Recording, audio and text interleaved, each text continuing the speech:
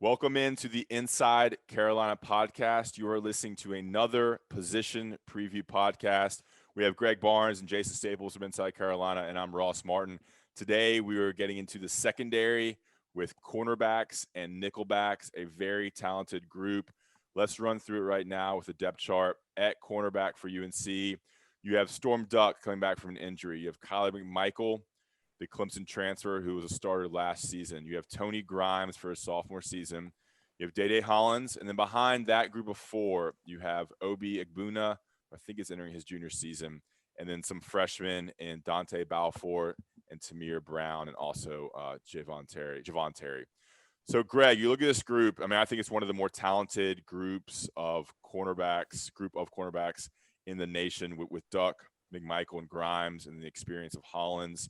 I think the talking point is how to get those three guys on the field at the same time. They're all kind of in that 6 foot, 6'1" range, over 200 pounds, and have proven to be quality cornerbacks. Greg, when you look at this group, what are some things that you take note of in your takes on UNC's cornerbacks for the 2021 season?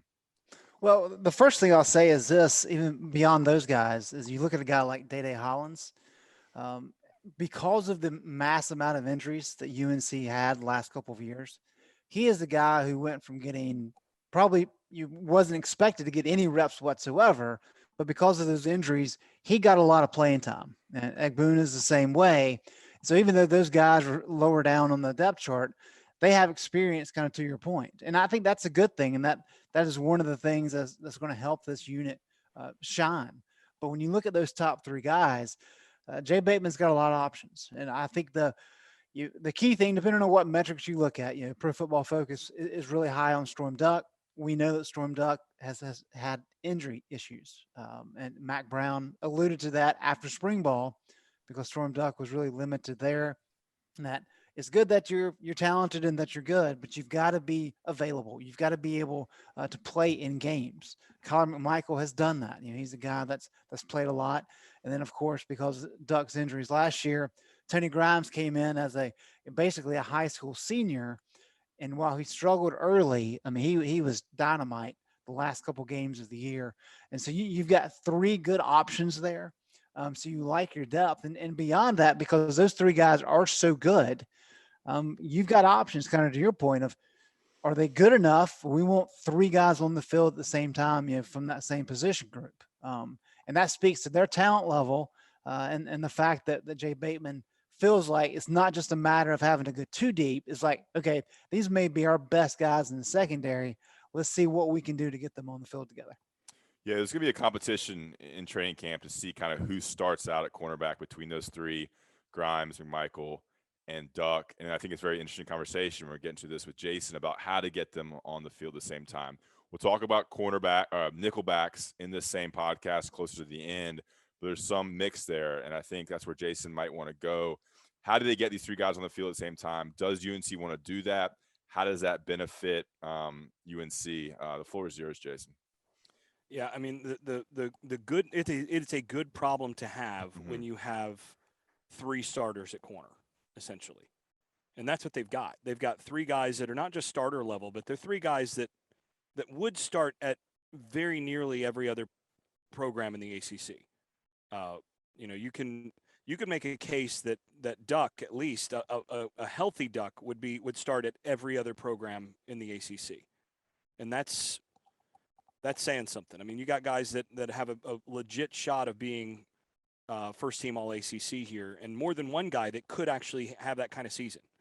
So it's been a long time since they've had that level of cornerback play overall, and let alone more than one guy like that on the roster. So start there, and then the thing is, like you said, you want to get your best 11 on the field at all times, as often as you can. And if if you got three corners that are part of your best 11, now the trick is how do you rotate that? Sometimes maybe you want to pull a corner off the field for a drive to make sure that he's completely ready for the next drive. Maybe you establish some rotation there, but other things that you can do. I mean, you got some size with these guys. If I'm Jay Bateman, one of the things I'm looking at is not just potentially playing that third guy as my nickel a good bit especially against teams that pass a lot. But against certain teams that like to play a little bit bigger personnel but still throw downfield, I'm thinking about maybe cross training one or two of those guys at one of the safety spots here and there, just to see. Like, I want to have the flexibility that I can put a 4 defensive back package out there, where you got to remember Trey Morrison, for example, was was a corner before as well. So you could potentially put 4 corners on the field and then be a big personnel package otherwise and still be able to stop the pass. So these are the sorts of things that as a coordinator you're starting to look at as a possibility coming into the season, to say, okay, I want to get these guys on the field as much as I can. It's nice to have insulation in case insurance in case somebody gets hurt, but as they're all healthy, I mean, I want those guys on the field. So you start to try to find ways to maximize that as the pecking order gets developed in terms of who actually starts the game. So I think it's a great problem to have, and it's one of the most important positions in today's game. To be able to have elite players at the corner position gives you so much flexibility as a coordinator, and they're getting to where they want to be program wise there. So let's get into that. I actually have a couple more questions to bounce off that about how important the cornerback position is now. Quickly, let's talk about Johnny T-Shirt and JohnnyT-Shirt.com. Inside Carolina's sponsor for these podcasts. Make sure to head to JohnnyT-Shirt.com and right on Franklin Street. Use the promo code found on the Inside Carolina message board for 10% off your order. They have some really nice long sleeve T-shirts, the classic T-shirts, of course, all the sweatshirts you need, jerseys for the football season. If you need UNC stuff for tailgates, for the house, for the home, for the office, for yourself, for friends, family, head to Johnny T-Shirt and JohnnyT-Shirt.com. Support them and support us by shopping with Johnny T-Shirt. And remember to use that 10% off discount code. We're going to have some national ads. We'll be right back to talk about cornerbacks with Jason and Greg on the Inside Carolina podcast, preview podcast, Cornerbacks. And we're back, guys. Thanks for staying on. This is the Inside Carolina podcast. We're talking cornerbacks with Greg and Jason. Jason, I'll touch on a couple of things you said, and Greg, hop in here. How important? I mean, it feels like on defense, the most important positions is that rush edge, especially when you talk about NFL, that rush edge, getting to the quarterback, and of course, a guy who can be a lockdown corner. How has that kind of changed the last couple of years, and how important is having a guy who can guard a wide receiver one-on-one, especially in what Jay Bateman likes to do with his defense? Well, I think the main thing. So Bill Parcells said back in the '80s that you basically build a defense with great defensive tackles, an edge rusher, and corners. That's really what you need. And because really defense is all about maintaining gaps in the running game and then being able to cover downfield. You have to be able to do those things. I mean, it's simple. But the problem is that, especially in the modern era, what offenses do is they force guys into conflict situations. So, with guys that run at the quarterback position, with RPO games, things like that, you've got guys that are put into conflict where sometimes they're gonna force a guy to be the run support player against a given run look, and then they're gonna have a pass concept behind him. So the hard part is if an offense is trying to make a defensive player, a single defensive player, do two things, the best thing that a defense can do is have guys that can essentially reset the numbers in favor of the defense. That's what you're always looking for, is can we get numbers back? Because the offense is always seeming to be ahead these days in terms of numbers because of that option stuff. So that's where having, we've talked about this before, having a defensive lineman or two that can occupy two blockers, that evens the odds. Well, what having an elite corner does is, if you've got quality wide receivers that can change the score, I mean, the fastest way to score is you throw it out to a really fast guy, your De'Ami Brown, and all of a sudden, 70 yards later, it's touchdown, and the scoreboard just changed real quick because you got nobody that can actually cover that guy. So now you have to keep the safety over top. And now you've got to worry about, essentially you're having to double team the best receiver on the other side.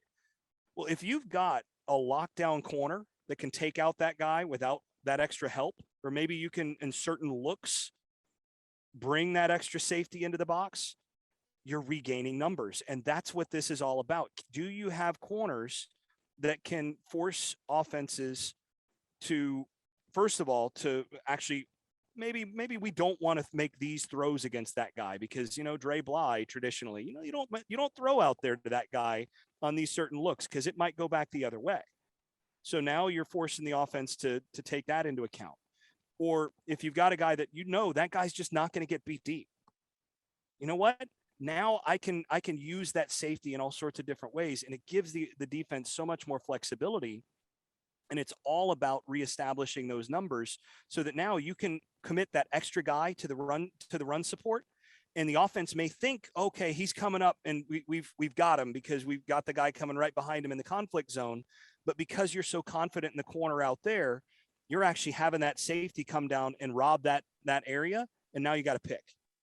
Or, offenses know that you can do that, so now they're not going to go to that concept, and they're going to have to run more traditional stuff, which you can stop more easily with the players that you have. So that's where that stuff really changes things, is that you're taking away the matchup advantages that offenses get in terms of personnel and in terms of numbers, to basically get it to where you can start to get some advantages as a defense and get some stops and get the ball back to your offense that can do all those things to other defenses. Greg, how does UNC's personnel and players kind of align with that thought and how they're getting to that point where they can lock down on the outside?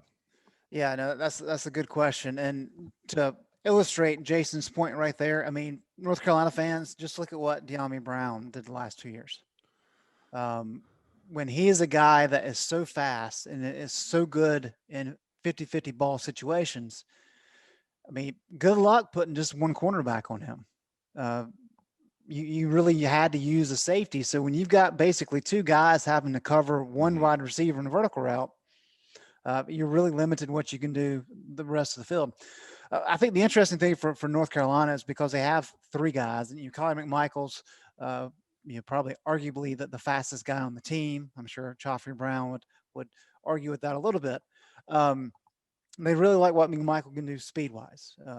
Grimes has good length. Storm's kind of an all-around guy. So, as Jason has said, all three of those guys are high-end defenders. And I think what's really interesting is if you look what Jay Bateman has done over the years, he likes to get pressure off the edges from the cornerbacks. I mean, they had 13 quarterback pressures from cornerbacks last year. I think Tony Grimes even had a sack. And so that's where you get into the interesting conversation about how do you get all three on the field at the same time. And if one of those guys is in kind of like a nickel role, well, if you want to blitz that corner, then that other corner can just slide over and cover that outside receiver, and there not be any drop off. So you can get creative in that way. The fact that they have shifted some of the safeties around more so than us seeing the cornerbacks actually slide inside. That was the number one thing I was looking for during spring scrimmages, was how much was all three guys on the field at the same time? How much was there actually three cornerbacks, regardless of who it was, on the field at the same time? I think Duck's injury probably played a role in not seeing very much of that, as it seemed more focused on the safeties kind of playing that nickelback position. But there's so much talk about what Matt Campbell has done at Iowa State with that 3-3-3 and how useful it is in kind of promoting confusion. I'm fascinated to see if Jay Bateman installs any of that to make use of those three guys. Could you elaborate on the 3-3-3? Jason, once you dive into that, since that's up your alley. Briefly, Jason, briefly. Yeah, so the basic idea here is you use three defensive linemen up front that are bigger bodies, and what they're doing at Iowa State is they're letting those guys loose a little bit more than the traditional odd front. And then you've got three backers behind him, one of whom is often a kind of a hybrid safety backer. And then you've got five defensive backs, but three of them are basically corners. And essentially what you're doing with those five defensive backs, because when you got four defensive backs and then the ball's on the hash, your defensive formation is a little bit unbalanced. When you have five defensive backs, you can kind of move them around a little bit differently. And when you've got that extra speed on the field, you can do some things that are unorthodox. And what they're doing at Iowa State is they'll have, for example, the free safety will be responsible for one of the A gaps in run support. Like he's coming from 15 yards off the ball, and as soon as the ball's snapped, he's coming up to take that A gap. And you think that A gap's open, and now it's closed. But you can do that because you've still got 4 guys covering in the secondary. There's all sorts of little things that they're doing to cause problems where a defense, what they see in the pre-snap is not what's happening post-snap, because you've got so much speed on the field, and formationally you're so balanced because you've got 3, 3, and 5, where everything is actually it looks the same to either side for the offense, and there's no easy way to identify what's going to happen. And we're definitely going to see some of that from Jay Bateman this year. Yeah, I mean, I wonder how much, just kind of brings to the question. I mean, how many times are we going to see 2 safeties and then 3 corners and a nickelback? I mean, that's essentially a dime package, right? I mean, I guess we'll see that a lot. I don't know how much. To get into some particular players here, I'll just tell y'all what I heard about. Grimes, I think, is the most intriguing guy because we saw him for 4 or 5 games, and he became a starter at the end and started making some big-time plays against Miami and Texas A&M. I mean, the big thing about him, his body is different. He's got a full season in the strength and conditioning program. And if you follow some of the strength and conditioning coaches on Instagram, you see, I mean, he's 6'1", and he's jacked. He's ripped. I mean, he's huge. He's definitely like 10 or 15 pounds from when he came in. He's football smart. He's confident. And from a source, I mean, he's one of the better players in the ACC already, is what someone close to the program told me. And then you add that to Duck, who's coming off an injury. So we'll see how much that affects him. But he did play a lot in the spring. And Kyle McMichael, who, we don't want to talk about Kyle McMichael too much, but he really didn't make too many mistakes last year. So you have those 3 guys. I don't know if you'll have anything to add about what y'all have heard about those 3 guys and what UNC kind of brings at cornerback before we get into Nickelbacks here. Yeah, I can add it a little bit. One of the things that that's worth noting is I think each of them brings some different strengths to the table. So McMichael is probably the most physical of the 3. He's a guy that he looks like a safety physically at times. He's a big body and yet runs like a corner. So what was the player that he was compared to? Dre compared him to, Greg? Do you remember that? Compared to like an old running back. He looked like that. I'll look it up. Sorry. Go ahead. Yeah. So I mean, if I remember right, Dre might have even compared him to Herschel Walker. Yeah, that was it. That was it. Yeah. So I mean, he's that kind of body. I mean, he's a physical specimen. The one thing that has kind of driven me a little crazy about him is that there are times where he's actually he doesn't always move his feet off the line of scrimmage, and he's let guys get vertical on him, where then he loses contact. And he's a guy that's fast enough. He should never. He's fast and physical enough. He should never have a guy get over top of him, and that happened several times last year, and it happened a couple times in the spring game, as I recall. And that's really the one weakness that you see with him, where if he can get that short up, all of a sudden, he's a complete corner in that respect. Grimes is the guy, to me, that, like you said, is the most intriguing, partly because he's so loose in his hips and has so much lateral agility and is so sudden as a player, that he's a guy that at that size could easily slide into that nickel role and be a really good nickelback. I think he probably projects the best as a true coverage nickel of the 3 if you're going to do that. Whereas if you're going to want to move a guy inside to have a little bit more run support ability, then maybe you use McMichael for that because of the size and just the physical presence that he brings. But you got 3 guys that can play essentially all of those roles. And, I think a healthy Duck is the best of the 3. So I think we're going to be spoiled getting a chance to see what these 3 guys look like this year. Greg, anything to add on those guys? No. Okay. I think all that's all that's fair. And I do think that the fact that the McMichael point was solid. We haven't heard a lot about Kyler because Storm was so fantastic his first year, and then Tony comes in and does the same thing. But McMichael's just kind of been there steady and solid. And I also think the fact that because North Carolina had so many issues the last 2 years up front, you've got to have a solid front for the cornerbacks to really pop. Because if they're out there having to defend for too long, I mean, it doesn't matter how good you are, you're going to get beat some. And so I think as we see this defensive line take a step forward, these guys are going to look a lot better on the back end. Some of that's because of improvement, but also just because of not having to have to work as hard for as long is really going to help. Yeah, that's a great point that that we failed to mention. I mean, the defensive line is expected to take the biggest jump of any group, especially with the pressure on the edge and the pressure down the middle and just more depth. So you're going to see more tip balls, going to see more quarterbacks being rushed, going to see more errant passes, which is going to result in more turnovers and better play from the cornerbacks. All right, guys, good stuff on cornerbacks. We're going to jump into Nickelbacks here quickly. At Nickelback, you have the switch of Don Chapman, who played strictly at safety last season. In the spring, he moved to Nickelback. So you have Don Chapman. You have Trey Morrison, who also is listed as a safety, but can play Nickelback and has played Nickelback. He's kind of the most versatile guy UNC has in the secondary. So you have Don Chapman, Trey Morrison, and then one of the corners might play some nickel as well. So you have to work in one of those guys to the depth chart. So you have a group of, it could be a Grimes, McMichael, Duck, who plays some Nickelback at times. And the freshman DeAndre Boykins, who was here in the spring, and he was recruited as a nickel, whereas almost all the guys we just listed were not recruited as a nickel. DeAndre Boykins comes to UNC, a 4-star, one of the highest recruited guys in that class, to be a recruited nickel for Jay Bateman and this defense. Let's get the role of the Nickelback in UNC's defense, Greg, and Jason can pop in after that, and we'll go about personnel and go from there.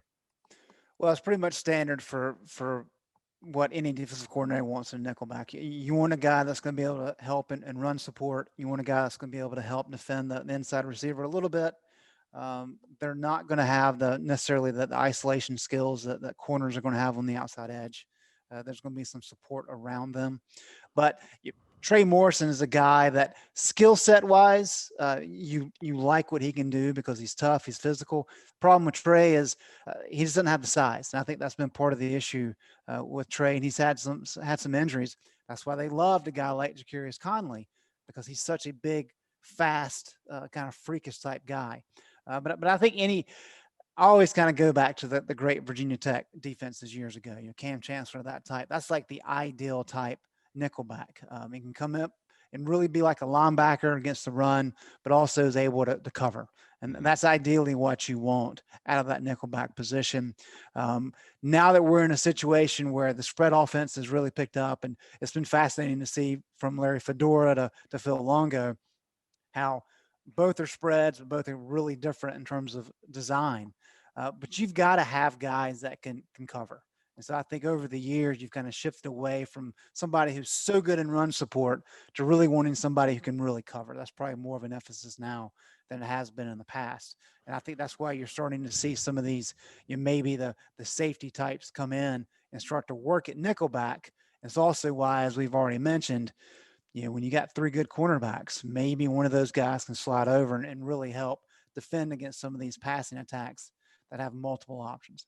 Yeah, it's kind of a unique size too. I mean, you want to be able to be quick in the box and be able to move and cover, but you want the physicality for run support. You want to be able to rush the passer at times, especially in what Jay Bateman does. He brings in blitzes from the nickelback and cornerback spot as well. Jason, you looking at what UNC has at nickelback? You looking at the possibility of Trey, of Don moving there, who we saw at safety, and then of course the cornerbacks potentially playing some too. How do you see us breaking down? Because I think it's a little confusing right now if you look at that depth chart. Yeah, I think right now it's confusing because there is some uncertainty at the position just in terms of who's healthy at corner is going to have some influence on this. Because, again, if your 3 corners are 3 of your best 11, then when you go nickel, you might have one of those 3 corners and slide inside. And so that may be one of the reasons why things seem just a little bit uncertain here. I think against teams that like to run the ball a little bit more, and you're going to use nickel personnel against those teams, but you're not as worried about maybe a really super quick slot guy, then that's where a guy like Don Chapman really can offer a lot, because he can come in and be a reliable tackler. He can run that alley well. He can do a lot of the things that you want to do with a big body. So, I think Morrison is probably going to play more at the safety position, and so you're probably not going to see him really roll down as a nickel as often. But he can do it because he's done it before. But I think what they want is they want him at safety to basically be an extra coverage guy there that can help cover the back end. So I think the main thing is if they're healthy at corner, you're probably going to see 3 corners on the field. And then if they're not healthy at corner, then I think Don Chapman is going to get the first crack at it. And from there you're gonna work down the list. But I think that's kind of how I'm seeing it shake out. Yeah, and one thing to add there about Chapman, I think a lot of people forget that while he did not see a lot of action at cornerback on the field, he practiced a lot at cornerback. They were last season, they were trying to cross train him to see exactly where they want him. They like his talent and his mentality, but they've had a hard time kind of figuring exactly where they want him based on the talent around him and talent at the other positions. So the fact that he does have some coverage skills and he's actually already practiced that, I agree, that kind of gives him a leg up at that position. Yeah, and he got some flack last year for missed tackles and being out of position, but he was a sophomore and he was still pretty young his first year as a starter. So smart kid, physically he has the right size. So I'm interested to see what UNC does. I mean, the idea of moving Duck, Grimes, or McMichael to nickelback full time is certainly intriguing. I'll see how much they do that. All right, guys, appreciate it. Thanks for listening. This is the Cornerbacks position preview on the Inside Carolina podcast. For Greg Barnes, Jason Staples, I'm Ross Martin. Thanks for listening.